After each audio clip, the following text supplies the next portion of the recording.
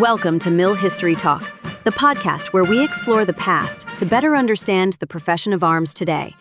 We dive into the campaigns, conflicts, issues, and commanders that have shaped military thinking across centuries, and why it all still matters.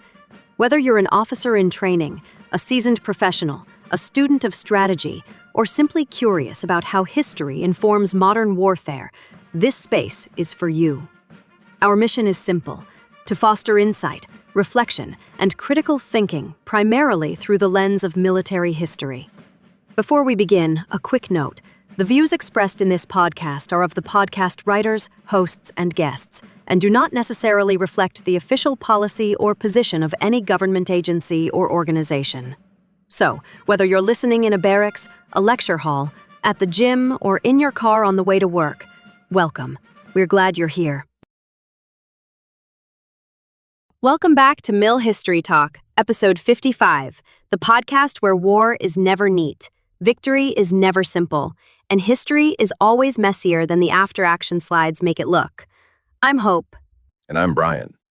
And today we're talking about Desert Storm, or, as it's often remembered, the war that convinced America we had finally cracked the code on modern warfare. A war that seemed to prove, on live television, that technology, planning, and professionalism had finally converged. No more Vietnam, no more stalemate, just decisive force perfectly applied. It looked like the end of history, but with laser-guided bombs.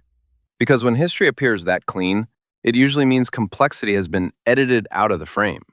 Exactly. Because if there's one thing history hates, it's people who think they've figured it out. Picture it. January 1991. CNN is running wall-to-wall footage, green night vision, precision bombs going down chimneys, generals pointing at maps like they're presenting the world's most confident PowerPoint. This wasn't just a new way of fighting, it was a new way of watching war.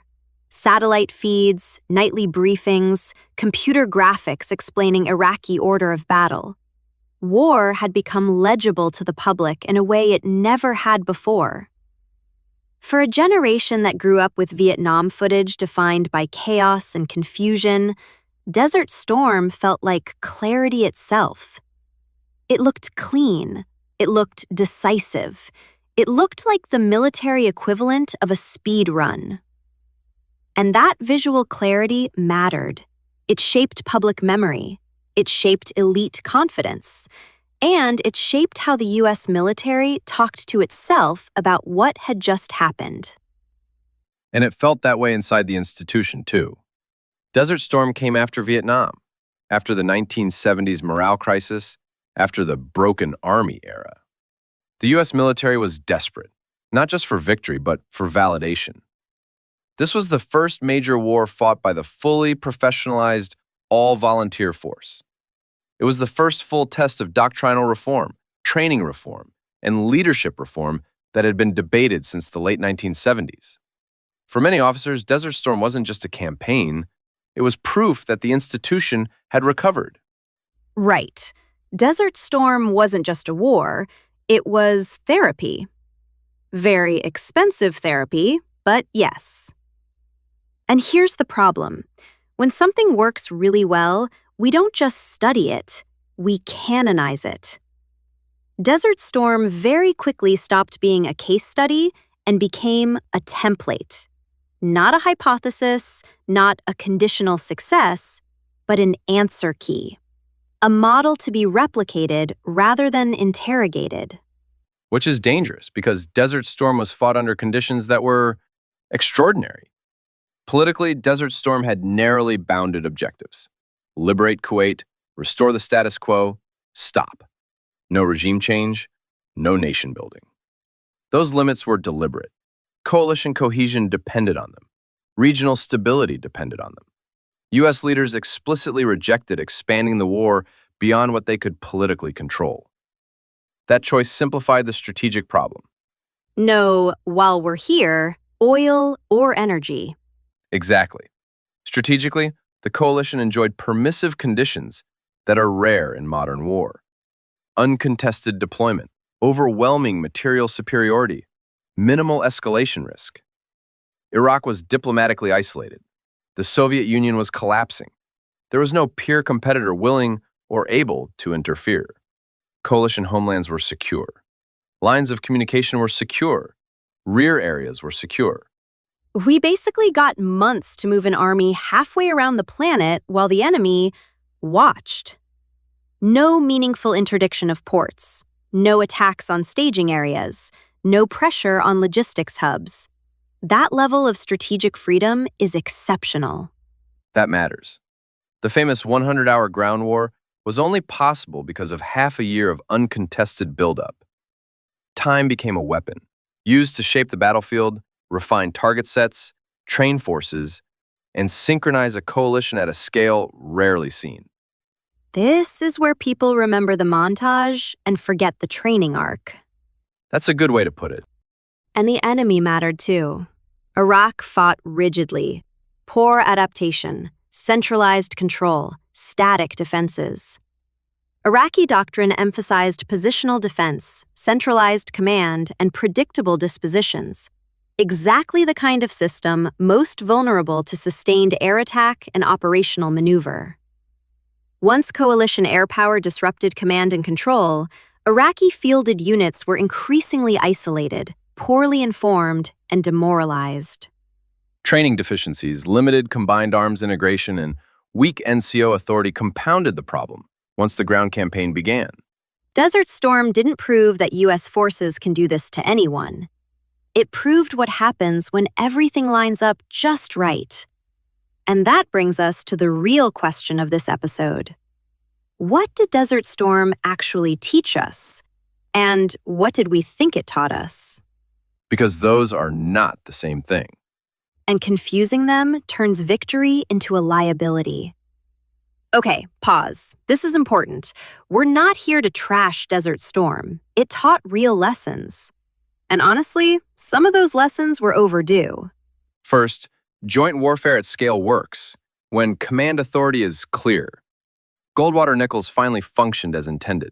Clear unity of command reduced inter-service friction, centralized operational planning, and allowed air, land, maritime, space, and logistics efforts to reinforce each other rather than compete. Desert Storm was the first conflict where jointness wasn't aspirational. It was operational. Turns out having one adult in charge helps. It does. Second, operational art still mattered. The left hook wasn't a technological flourish. It was maneuver, deception, sequencing, and exploitation. Coalition forces avoided the strongest Iraqi defenses, exploited rigidity, and accelerated psychological collapse as much as physical destruction. Third, and this one does not get enough love, logistics won the war before the war started. Strategic lift, sea lift, pre-positioned stocks, host nation infrastructure. None of the cool stuff works without the boring stuff. Always. And air power? Absolutely crucial. It blinded Iraqi command and control, suppressed air defenses, isolated forces, and enabled maneuver. But, because I am legally required to do this, Clausewitz reminds us that war doesn't exist in a vacuum. Military action only has meaning in relation to political purpose. Desert Storm worked because those purposes were clear and limited. You made it almost half an episode this time. I'm growing as a person. Okay, now for the dangerous part. Desert Storm didn't just teach lessons, it taught bad lessons. Or, more accurately, it taught good lessons badly. Precision did not equal decisiveness. Technology did not replace strategy. Speed did not mean war had become easy. Precision-guided munitions increased efficiency. They reduced collateral damage. They did not compel surrender, collapse regimes, or resolve political conflict. Battle damage assessments overstated Iraqi losses. Republican Guard units were degraded, not annihilated. Saddam Hussein remained in control. The regime suppressed internal uprisings and reasserted authority despite catastrophic battlefield defeat. It's like assuming because the pilot episode was incredible, the entire series will stick the landing, without checking who the writers are.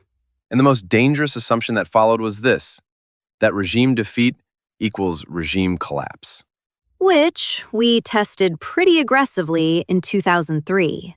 And learned very expensively that Desert Storm was not a blueprint. Some lessons weren't misunderstood. They were just quietly ignored. Ending combat without resolving political consequences didn't eliminate the problem. It deferred it, sometimes for decades. And friction.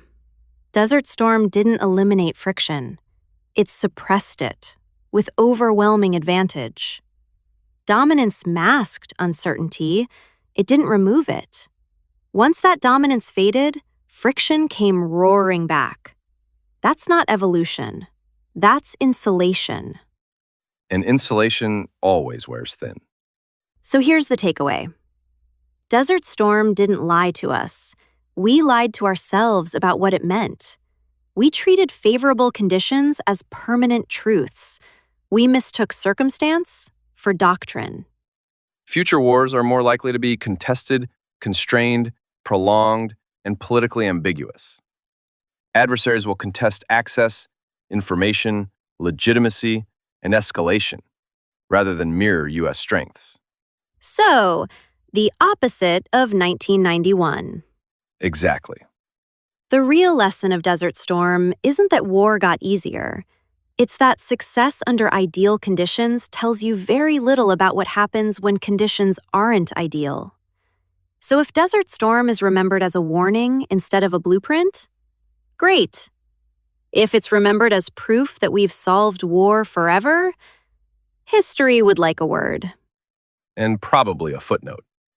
If you want the deep dive, check the show notes. There's a full article on Substack breaking this down in detail, like Brian-level detail. That's fair. Thanks for listening to Mill History Talk. Like, subscribe, share, and remember, wars don't teach lessons.